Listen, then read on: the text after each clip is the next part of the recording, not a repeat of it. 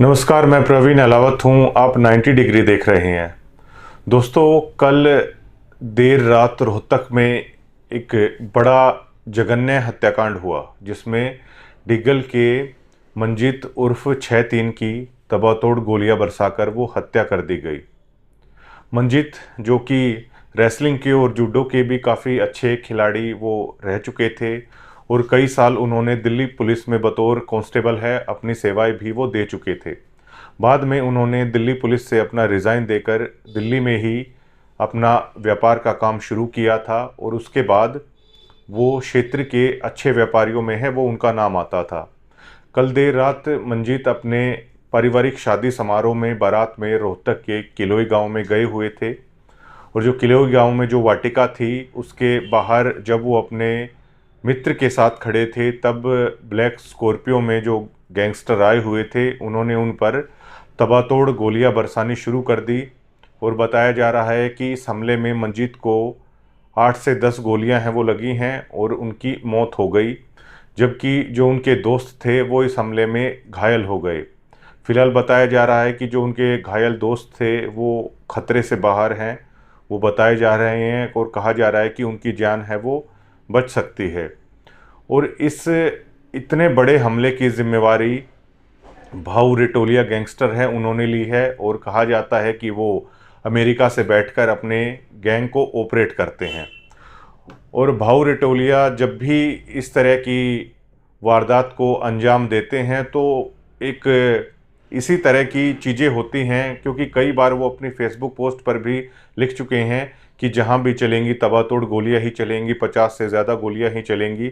तो जिस तरह इस हत्याकांड को अंजाम दिया गया है उस तरीके से लगता है कि और फेसबुक पर जो पोस्टें भी तैर रही हैं उसमें हिमांशु उर्फ भाऊ ने इस हत्याकांड की है वो जिम्मेवारी ली है।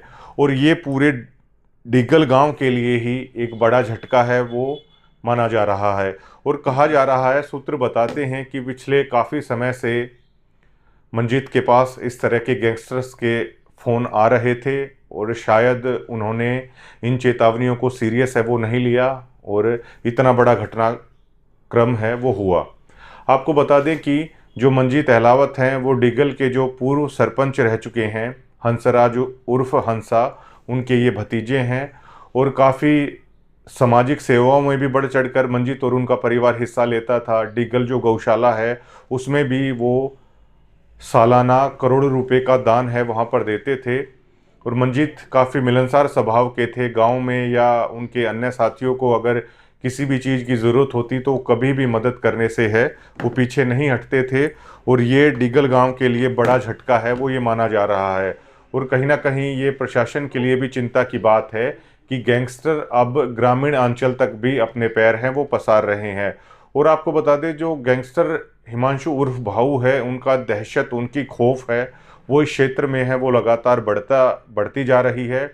और जो अंदेशा लगाया जा रहा है कि इस हत्या के पीछे मकसद रंगदारी और पैसा जो फिरौती है वो मांगी जाती है वो बताया जा रहा है।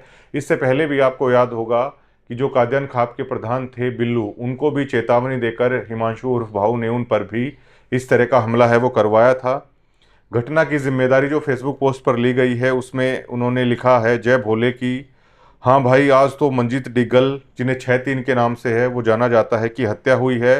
वो मैंने, हिमांशु भाऊ और नीरज फरीदपुरिया ने करवाई है। हम जिसके पास कॉल करते हैं हम उसको रिजल्ट ज़रूर देते हैं। इस लाइन से साफ है कि 6-3 के पास भी हिमांशु और भाऊ ने ज़रूर फ़ोन है वो किए होंगे।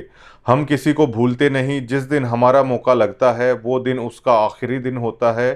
कोई भी वहम में मत रहियो। जय बाबा की। नीरज फरीदपुरिया गैंग, भाऊ गैंग सिंस 2020।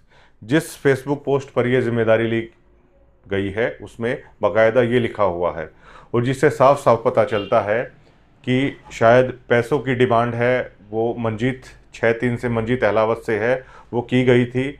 लेकिन शायद उन्होंने गैंगस्टर्स की इन चेतावनियों को हल्के में है वो लिया, क्योंकि मंजीत की तरफ से कोई भी किसी भी थाने में इस तरह की कोई तहरीर है नहीं दी गई, क्योंकि वो कानून को बाकायदा अच्छे से समझते भी थे। खुद दिल्ली पुलिस में भी वो रह चुके थे, पहलवान थे, जूडो के भी अच्छे प्लेयर है वो रह चुके थे, और गांव में भी सामाजिक और रुतबेदार उनका परिवार है वो रहा है।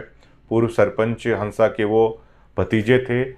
ये घटना अपने आप में सोचने को काफ़ी मजबूर है वो करती है, क्योंकि पहले इस तरह की रंगदारी या जो फिरौती की घटनाएं होती थी वो शहरी व्यापारियों के बीच में अक्सर देखने को मिलती थी, लेकिन अब जो ग्रामीण अंचल में भी जो व्यापारी हैं उन तक भी गैंगस्टरों की पहुंच है वो हो गई है, और लेनदारी और फिरौती के लिए उनके पास भी फ़ोन है आने लगे हैं। लेकिन ये बेहद दुखद घटना है, और पूरे डिगल गांव के लिए ही ये बेहद झटका है वो माना जा रहा है, और पूरा गांव ही इस घटना के बाद शोक में है। पूरे गांव में, पूरे क्षेत्र में शोक की लहर है।